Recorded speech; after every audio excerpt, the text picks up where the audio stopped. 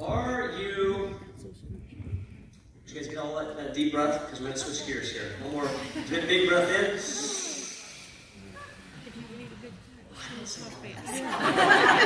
Okay. All right, so we've got some more special guests to bring to the stage. And like we did with some hints earlier, there's a hint by how many chairs are on the stage. But let's start by introducing our Veterinary Advisory Council. And we're going to bring each one on stage one at a time. Let's start with this one. She is a veterinarian at Laguna Hills Animal Hospital in Laguna Hills, California. She presently can be seen in thousands of veterinary offices coast to coast on the educational DVD series Pet Care TV. She provides answers to internet-using pet owners on WebMD, and she has been the host and creator of the podcast The Pet Doctor for the past 8 years. She was chair of the American Veterinary Medical Association's Council on Communications, and she's currently a member of the AVMA's Political Action Committee Board.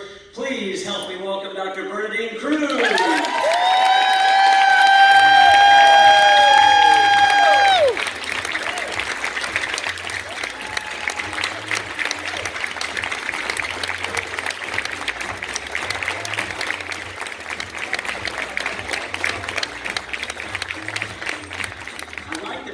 We gotta play that tonight at the party. I like it. All right. And next, he owns 11 veterinary hospitals in the Chicago and Columbus area. He's the founder of Help Save Pets, an animal shelter that saved more than 15,000 homeless pets.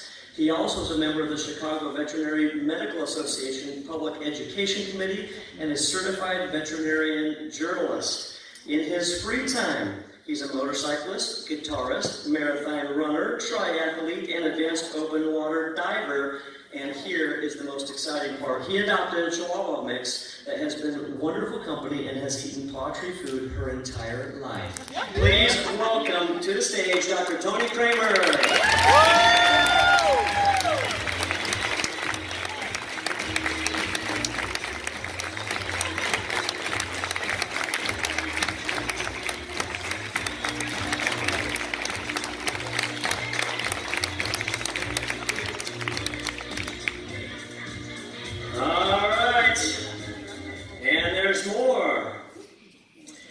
She is the founder and CEO of Lap of Love Veterinarian Hospice, a service that is honored to have visited the homes of 100,000 families. She has a nationwide network of over 100 passionate doctors. She and Lap of Love have been featured on numerous local, national, and professional media outlets, including ABC, Fox 13, Associated Press, the New York Times, Washington Post, Entrepreneur Magazine, the Huffington Post, and many more. And she was named 2016 Pet Industry Woman of the Year. Please welcome Dr. Danny McKinney.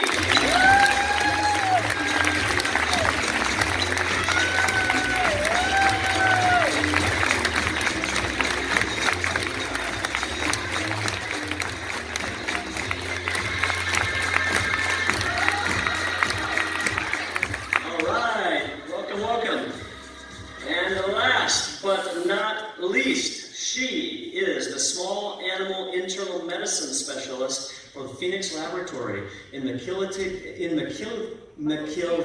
I think I said that right, Washington. Yeah! Here we go. She helps veterinarians in the Pacific Northwest with the interpretation of blood work, diagnostic testing, and the treatment of disease in small animals. She hosted the talk radio program Ask the Vet in the Seattle market for 10 years and has served as a veterinarian resource for print, radio, and television. She is the delegate from Washington to the AVMA House of Delegates, which is kind of like the Congress for the veterinary profession. And she was named the Washington State Veterinarian of the Year in 2015. Please help me welcome Dr. Sandy Willis.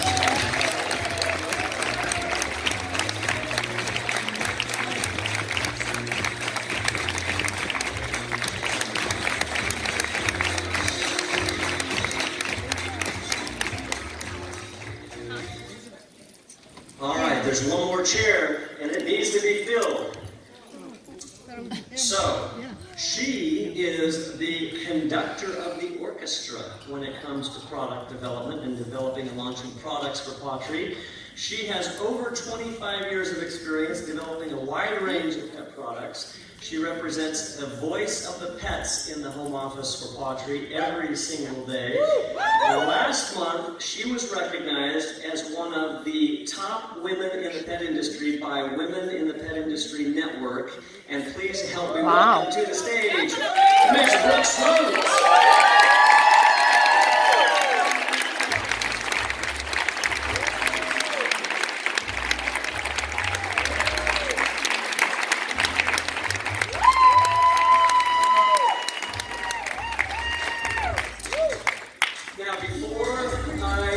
Turn it over to Brooke and the veterinarians, which I'm really excited to hear. I wanted to give you a little bit of background and context. I mentioned that Brooke is the conductor of the orchestra, and I want to just give you a little glimmer into the number of resources and relationships that goes into developing a product. And Brooke truly is, it's like a conductor of the orchestra. We certainly rely on veterinarians, these veterinarians, many other veterinarians who we have relationships with for different products depending on the ideas and the expertise needed. There's formulators that get involved. There's PhDs in nutrition and animal science who contribute and help. There are experts in lab and testing and experts who know palatability and tasting and testing for that. There are contract manufacturers, there are ingredient suppliers, so there are a whole host of people who come together to help us anytime we develop any product. And it's all orchestrated by Brooke here right on the stage. And I will say we always, anytime that we launch a nutrition product, it always has been developed in connection with one or more vets. Sometimes these vets, sometimes other vets.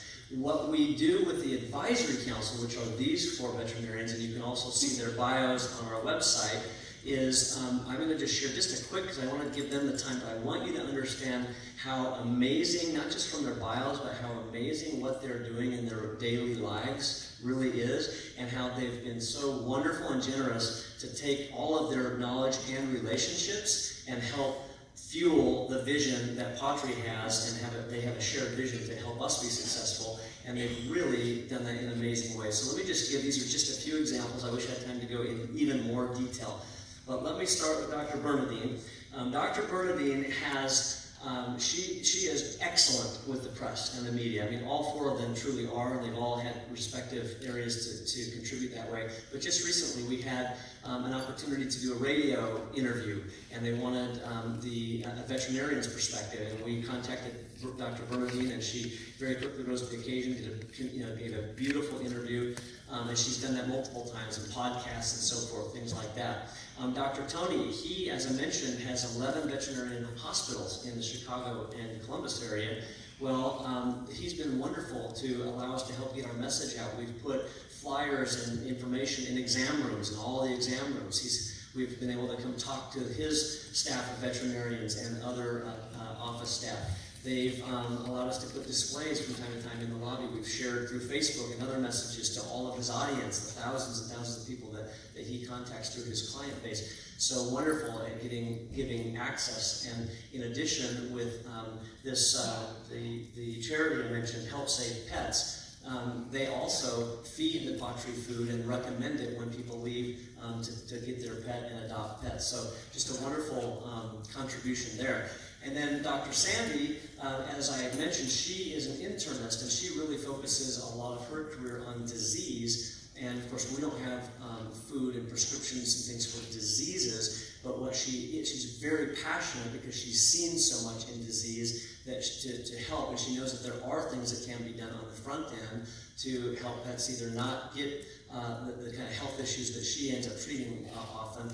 And so one of the things that she has done in the last little bit for us is she's a wonderful writer, and so she's written on obesity, pet obesity, and helped us be able to publish some information to help people to understand the consequences and impact of pet obesity that later leads to disease states. So that's been fabulous. And then Dr. Danny, she is and all of them are excellent speakers. Dr. Danny is on the speaker circuit all the time. She is in the vet schools speaking to vet students, and if you can imagine, one of the things that that's very difficult for us as Pautry to do is to get out to all the veterinarians and help educate them on the amazing nutrition we have at Pautry.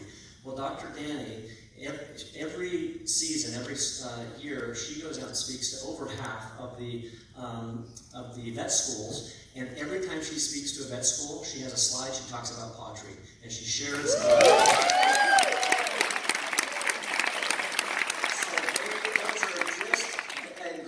into some of the ways that we try to share relationships and tap into their expertise and their knowledge, but also their relationships and their influence in the industry to help us have a stronger message, and so that when you're out talking to people, maybe it's not the first time that they've heard of it. Maybe they have heard of it from one of our amazing veterinarians or somebody who they know. So with that, let's give a big round of applause to Brooke, the veterinarian.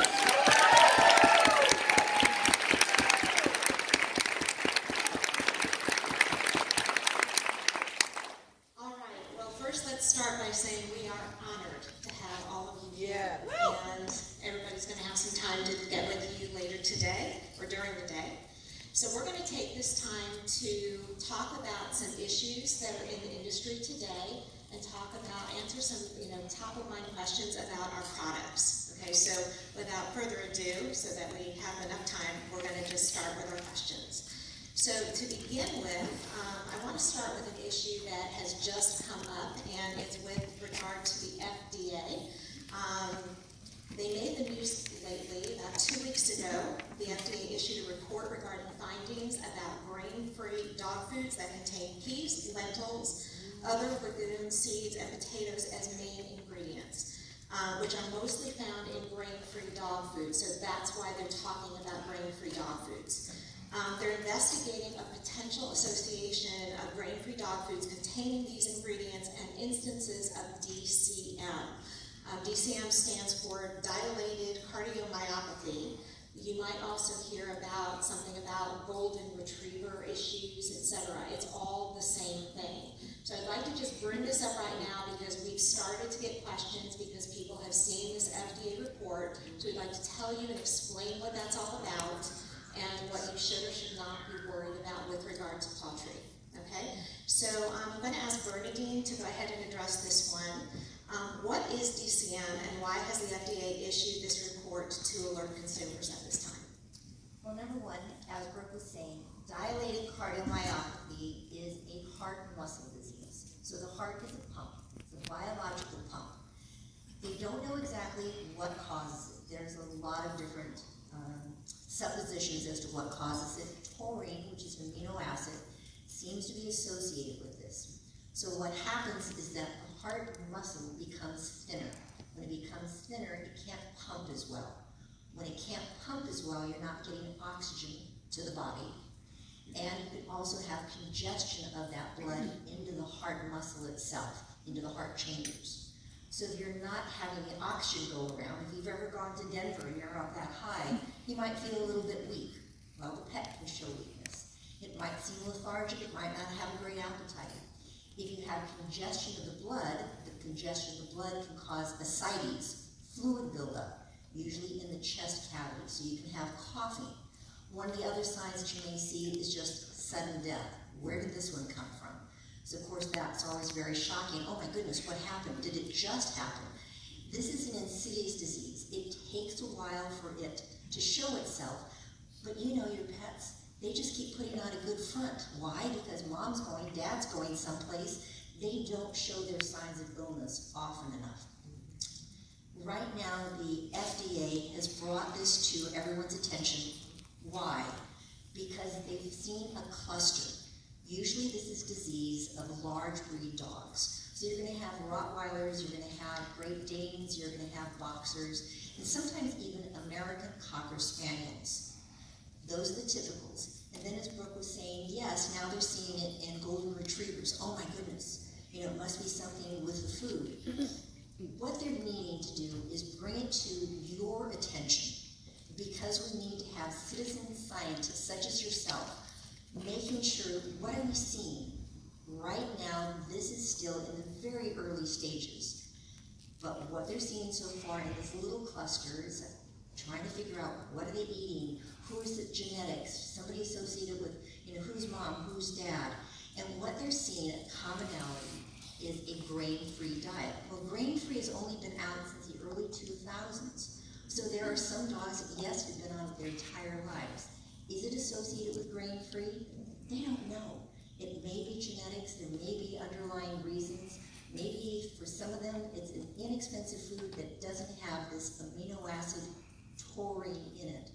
But if we're not aware of it, we can't bring it to someone's attention. If I'm a veterinarian and you bring in your golden retriever, and I say, oh my goodness, how unusual. Your dog has a condition you normally don't see in golden retrievers. How sad, your dog dies. But if I'm not aware and I can't bring it to somebody's attention, maybe I can't help another dog. So you need to let pawTree know if you're ever seeing anything. The main thing to do is make sure your pet owners are aware, yes, there's a problem. No, it's not associated with pawTree. But if there's a question, bring it to their veterinarian's attention. Ask. You're here to educate. Perfect, thank you. Now,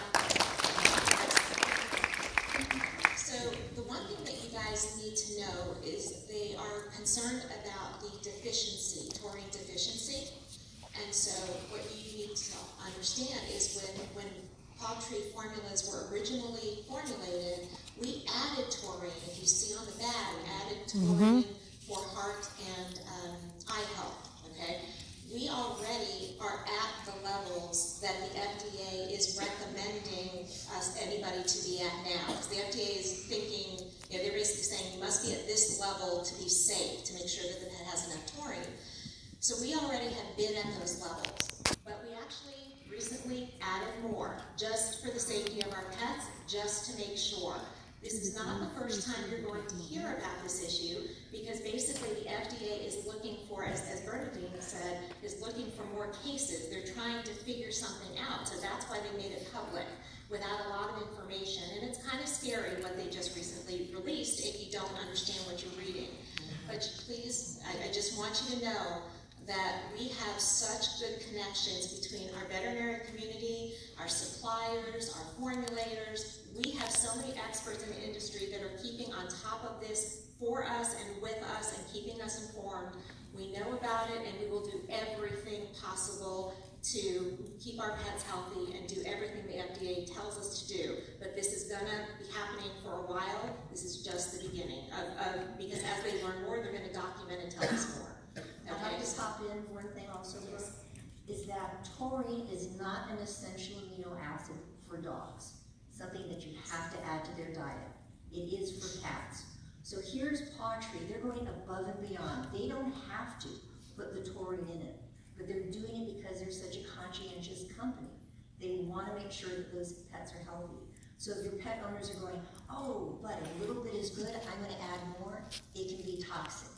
So right now, pawTree is meeting all the needs that are necessary. And that's, another thing, again, just to add on to this, because this is such a current issue. But I mean, if you look at all the claims on our bags, we add glucosamine, we add so many different things to the food. Very few companies add all the things that we do. We are not allowing or making pet parents choose what's more important. Is it heart health? Is it joint health? It's all important, and we add it all. Okay, that's what differentiates us from everybody else.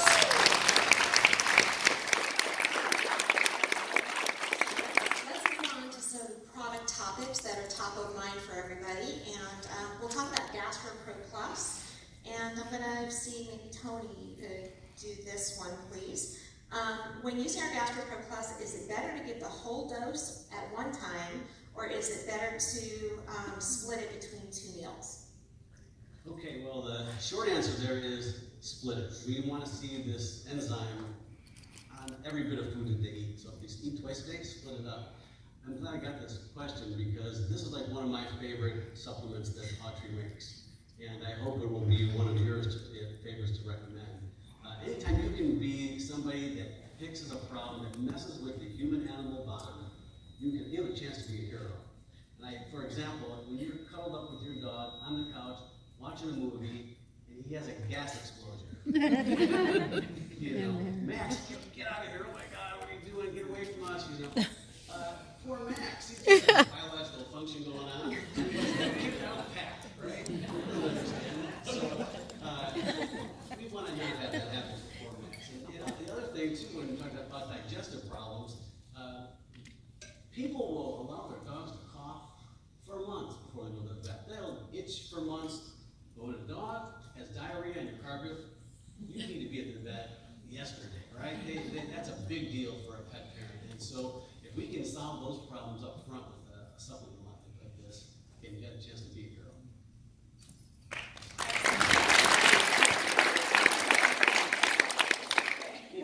So while we're on the roll here, Tony, this question has come up. Is it true that when GastroPro Plus is given with food, that it aids in digestion, though when given without food, the focus is more on boosting the immune system? Well, again, I would say it's best to give it with food. We want those enzymes to be active on the food right when they eat it. So when it's given with food, it will do a better job of digesting that food and breaking down carbohydrates and whatnot. But what you say, both are true. If it's given when there's not food there, then the effects will be anti-inflammatory from your probiotics and your herbs, and that will help loosen the load on the immune system as well. Perfect. And one last thing people ask a lot, is there a best way to supplement with our GastroPro Plus? Well, these come in capsules, and so basically we recommend that you open that capsule up and sprinkle that food, that supplement on the food, so that, again, all the food is in contact with those enzymes to help you do a better job. One nice thing about that, too, that we found is that when they take it, they have that enzyme in their mouth out of the capsule and not swallowing the whole capsule and having it open up inside the body. It's actually doing some breaking down carbohydrates and sugars in their mouth, which will actually help have them have better teeth, less dental disease, and overall a healthier mouth. Nice. Thank you.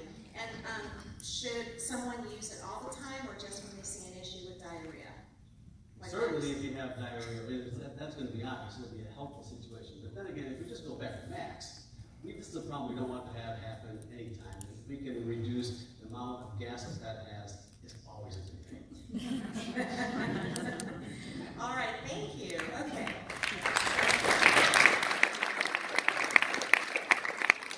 Let's talk about food allergies and food intolerances. This question comes up a lot. People don't understand the difference between, and a lot of people think their pets are always allergic to something. So, Sandy, I'm going to point this in your direction.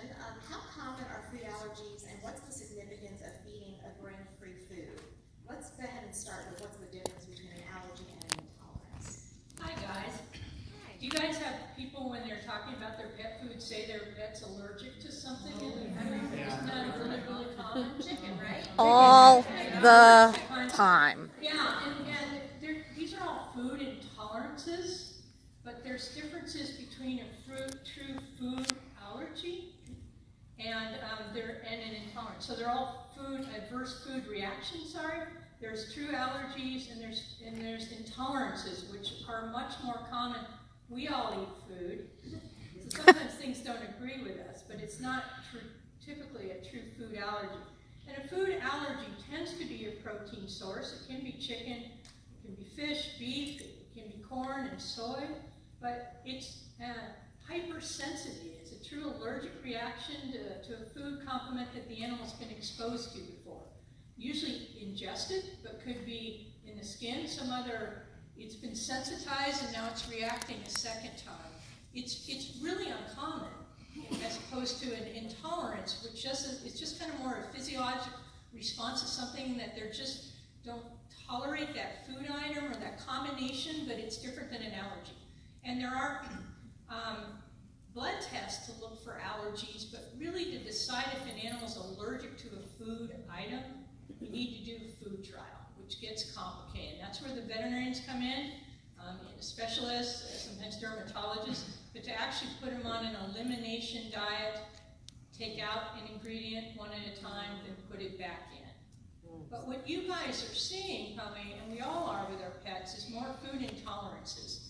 just some different diets they don't do as well on.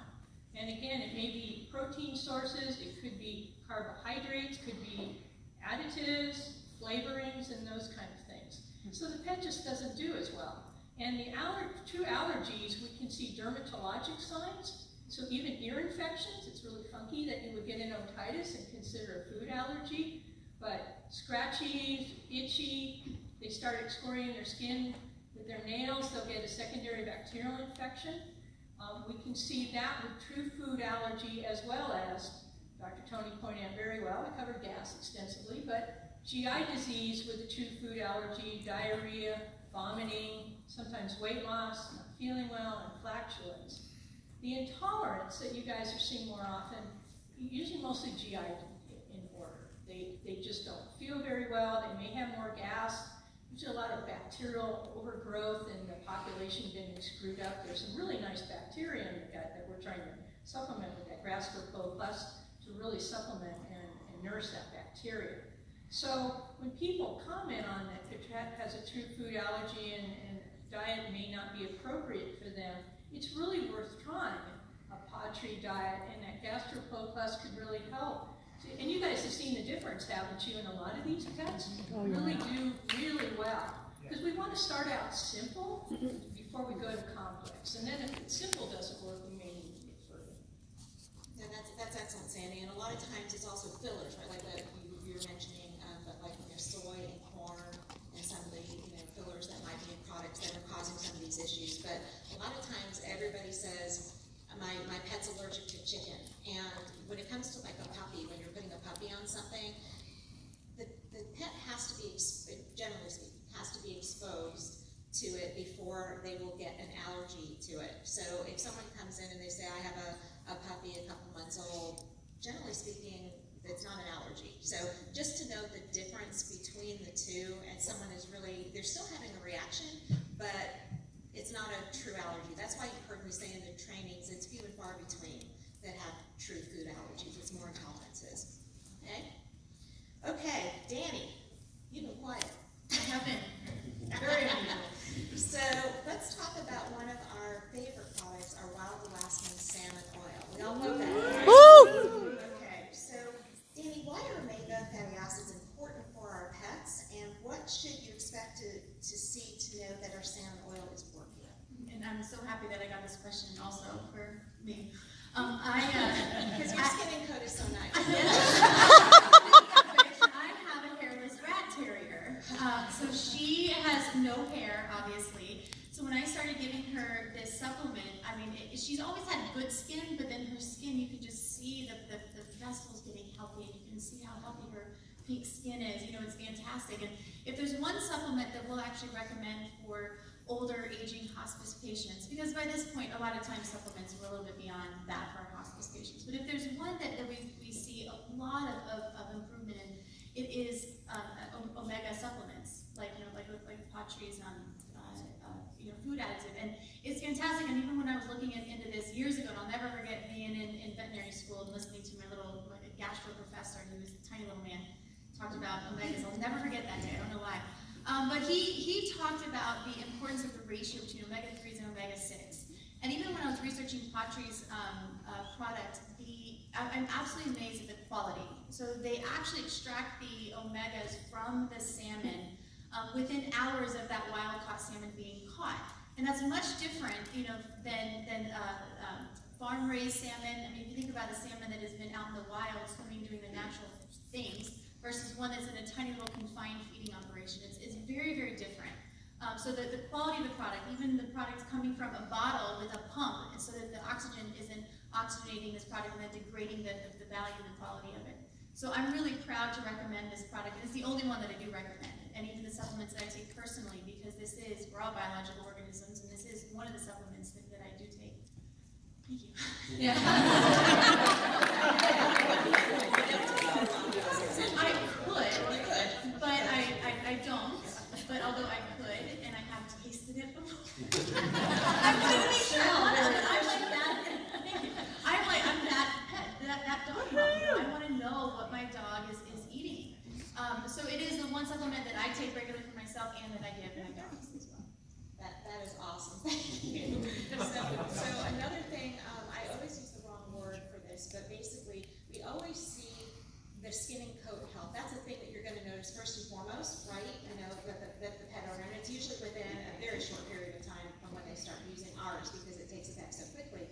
But it also has to, you know, it almost like lubricates, and it helps all the organs. It helps everything from the inside out. This is such an amazing product. And it helps with skin allergies. It helps with so many different things. It's our first line of defense when someone says, I have an itchy dog. And it's not just your, it's not even the skin and the hair, but also the GI and also musculoskeletal system. Yes. Which is actually the reason why we recommend it to our hospice patients as well, because it just helps with the mobility. It's almost hard to explain to people, but they don't see it immediately like you do with some drugs, real drugs. But it's the week later, 2 weeks later, it's like, wow, he's getting up, he's moving around, they're just a little bit more engaged. It was fantastic, fantastic. And they love it. So, yeah, exactly. Thank you. Okay, so next, I think we would talk about the one thing, don't you think? And Bernadine, you just love pop hair. I mean, I think you all love that, but Bernadine, absolutely. So let's talk about pop pairings. Our focus this year has been on pop pairings, superfood seasoning. Why is this such an important product for pets? Well, what I love about paw pairings is that you can give it to dogs, you can give it to cats. And in my practice, yes, I run into those animals that are super picky. I'll run into those pets that have come in with a heartbreak of vomiting, diarrhea, after surgery, just not doing well, on prescription diets, all these various things. But you've heard me say it before, it's a matter of diet, genetics, and luck that is going to let that pet thrive and not just survive. Well, we can't do anything about the genetics. We can't do anything about the luck. But you can really do so much about the diet. So here you have a product that is going to be giving them the micronutrients, that has all the antioxidants. Like the salmon oil, the antioxidant is so important for internal health, is what you're seeing on the outside also. That is really necessary to do. And I love the fact that now you have the Italian and the Asian and that you have the Mexican, because I think we're all Jewish mothers. It makes us feel good that our pets are eating, right? It's like, yes, it makes food, or it makes your heart feel so good. But too many of my clients are coming in and having the problem of overnutrition. And that overnutrition ends up with that fat pet, or the pet that has diarrhea, because they're constantly changing something. It got tired of its food. Now you put the paw pairings on, and all of you can be gourmands, because like the turducken, a little of this, a little of that. You know, I want to put this on my food, because then I won't get bored with what I eat. So you really have a great introduction also for those people that say, I don't know about pottery, this is kind of different. You know, my pet's doing okay. But when you have something like the paw pairings, you can say, all right, your dog is on, or your cat is on a prescription diet. It really doesn't like it. But you know it has kidney disease, renal disease, and it needs this. My vet told me it needs this. It doesn't like it, it doesn't want to eat it. So now you put this paw pairing that's not going to add to the overnutrition or the undernutrition, because it's not eating. Now it's exciting to eat. Say, oh, I can do this. And you can keep changing it without adding the calories, without adding the sodium in it. All those things that it is okay. So now you have the introduction. Try this, see how it works. Many times in the practice, I send some home with my clients, pets just aren't eating, and they love it. Because it's like, yes, when it's eating again, you know it's on its way to health. Thanks, Bernadine.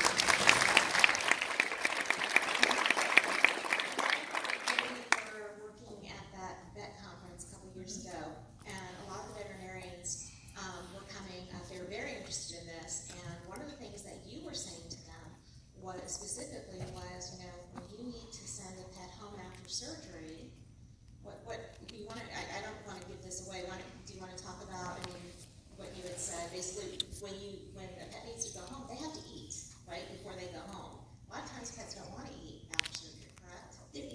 own pet. They want to be home with you. They're in strange environments, strange smells. Cats, you know, they're just freaked. They just want to have nothing to do with this food.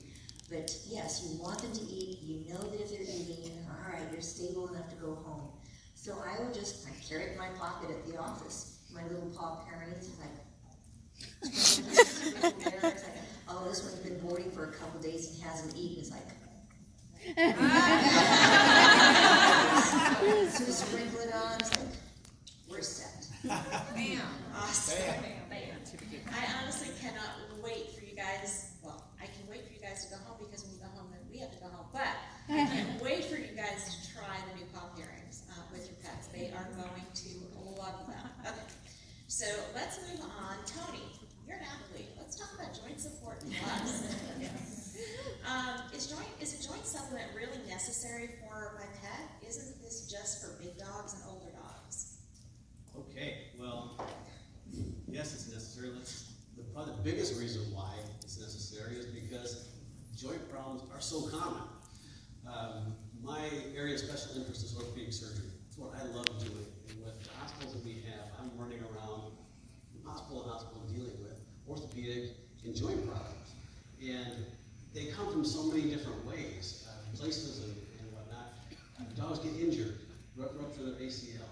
They may have hereditary or genetic problems like hip dysplasia or smaller dogs having luxating patellas. Even infectious diseases like Lyme disease can play havoc with the joints and pets. And then, something that with all pets will deal with, if they are lucky enough to live a long, happy life in their old age, they're going to deal with some degenerative joint issues and arthritis. So it's something that can affect all pets. One of the statistics that I saw is that if you take a population of pets, in dogs, 1 out of every 5 has some type of joint problem that they're dealing with now.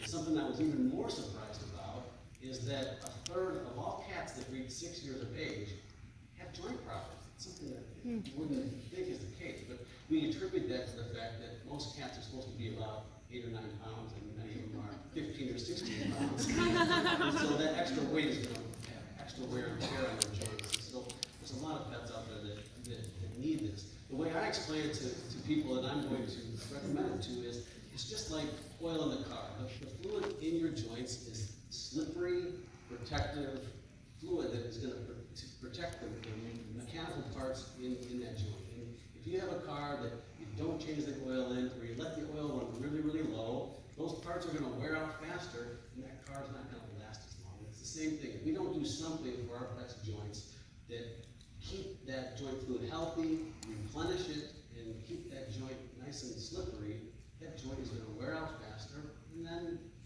the downside is that that's not going to last as long. So yes, it's very important. Right, once that fluid's gone, it's gone, right? So you have to preserve it as much as you can. Yeah, so it's not an old dog thing, it's not a big dog thing, it's an any dog thing. If that dog walks, you know, take our dogs on walks, if that dog is walking, jumping, etc., and their cats, they need this thing to protect that joint fluid, or it's going to be pretty hefty bills, doctor bills, right? Yeah, orthopedic bills are still bills. Yeah, don't I know?